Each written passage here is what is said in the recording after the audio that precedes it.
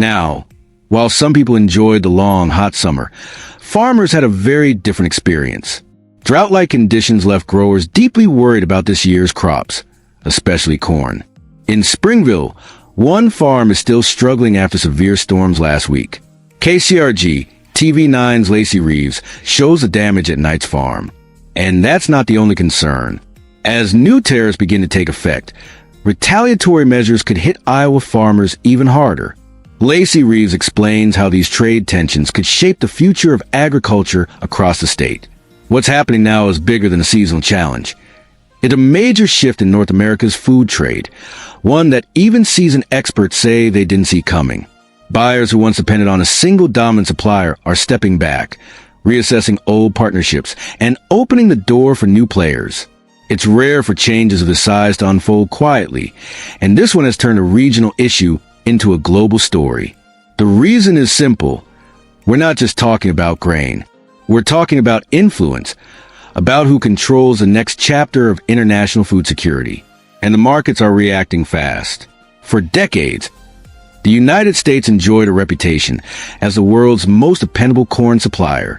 Buyers trusted American grain for its consistency, quality, and reliable logistics.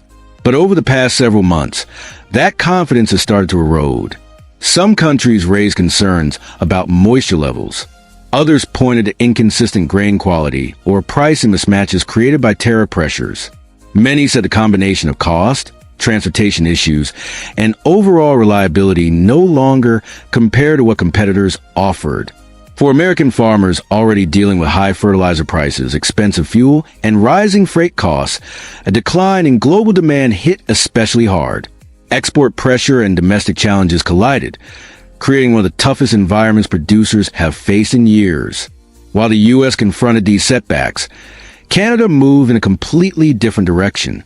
Canadian exporters signed new multi-billion-dollar deals across Asia, Europe, and the Middle East.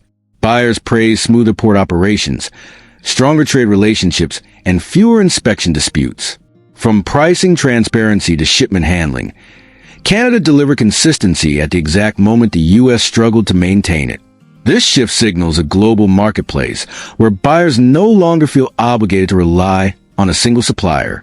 They want stable partners with predictable standards, and Canada stepped into that role quickly and confidently. The effects are long-term. Once credibility is shaken in global trade, rebuilding trust is slow and difficult. Canada strengthened ties with long-standing buyers, while the United States found itself under growing scrutiny. Over the next few years, these contracts may reshape agricultural influence across North America. The impact doesn't stop at farms or foreign buyers.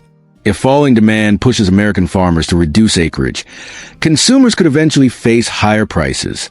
Meanwhile, countries shifting toward Canada will expect steady supply, something Canada must continue to deliver as demand grows. This regional shift could reshape tariff negotiations, transportation routes, and political debates on both sides of the border. And in Washington, the sensitivity around declining exports is clear, because agricultural stress carries major political consequences, especially during election seasons. The debate intensified when U.S. Commerce Secretary Howard Lutnick questioned why India refuses to import American corn, framing it as proof of Indian resistance. But that argument quickly fell apart under expert analysis. India's food system simply doesn't revolve around corn the way Mexico's does. India is now an agricultural powerhouse, producing enough to meet its own needs and supporting millions of farmers. Once a country dependent on foreign grain in the 1960s, India now takes pride in its self-reliance. In the 2024-25 period, India imported less than 1 million tons of corn, a tiny fraction of its consumption. Most of it came from Myanmar and Ukraine.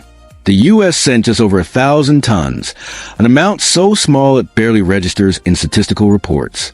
Corn plays a minor role in India's diet compared to rice and wheat.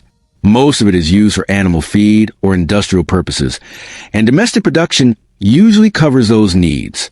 When extra supply is required, nearby countries with cheaper transport costs fill the gap easily. India's tariff and quality control policies are designed to protect millions of farmers from price shocks and low-quality imports. These measures are not anti-American.